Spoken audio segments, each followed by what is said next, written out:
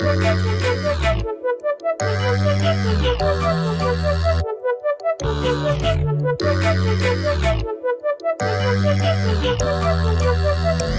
there was this little thing floating around, can't remember the name, wasn't that big of a deal. What was it called?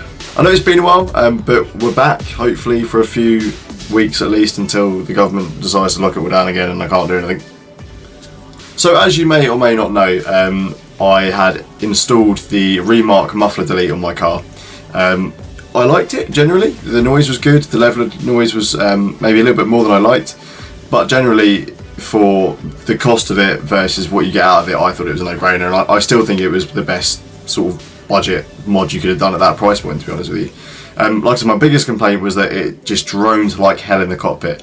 If you go back and watch the original install video I did, you'll be able to see that the drone probably isn't really done justice on the video, but it is horrendous, particularly my drive to work, where it's like majority 30-40 back roads.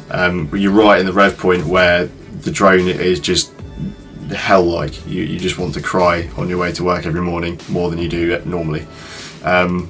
So yeah, and my mate James, who I don't think has ever made a feature in these videos, but today he may or may not make his debut, came up with this idea of basically putting a muffler into one of them. I'll put a little diagram up on screen with my amazing Photoshop paint skills.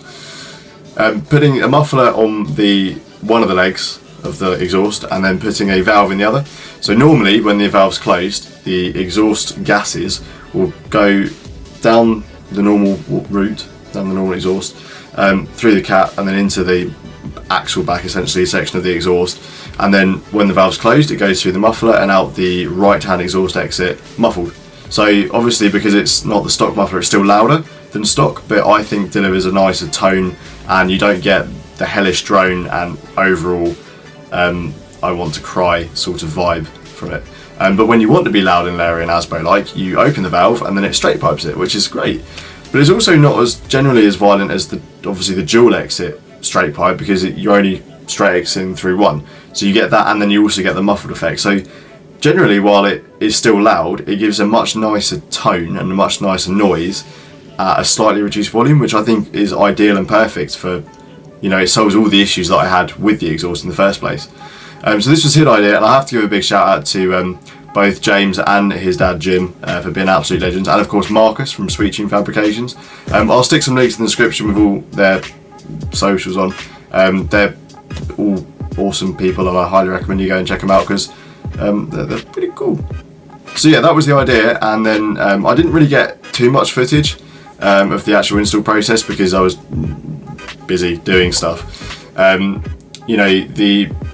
Obviously most of the fabrication was done by a professional, Marcus, who I already mentioned, and he did all the welding and sort of that. The biggest challenges I think we faced wasn't so much of an issue on the previous one they'd done, but on my one for some reason the valve kept getting jammed on the on where they cut the existing exhaust tailpipe, and then I guess there was a burr or something, or maybe it was just slightly under diameter from factory. So it was a simple fix, just welded it up, ground it down a little bit until the valve moved freely, and then it was mint. The idea of it and the execution of it is a fairly simple process. One thing I think we did differently compared to maybe what the kit you get offers is that we wired in the electrics, because obviously there's a little receiver box and a little fob which is like a car key, which is now double-sided into my car, as you do. We wired that in through the boot, through the left-hand back seat into the center console, and then spliced it into the 12-volt cigarette lighter, and that allowed us basically to have constant power to it, and you still have a available cigarette lighter slot for USB charging or whatever you want to use it for, which was perfect really. It's discreet, you don't notice it, and it's overall a great solution, to be fair. Again, the way that the whole setup works meant that you've got this electric powered valve sticking up, and I did get some footage and hopefully it's clear, but overall the electric little valve sticks up through, and it's a perfect little solution. As long as you silicon up and make sure it's weatherproofed, and then once you've routed it through the car, make sure it's not rubby up against brake lines and other stuff. The solution is there and it works really well. And yeah, so I think without further ado, it's time we rolled some clips of the outcome or the results of the exhaust mod, and yeah.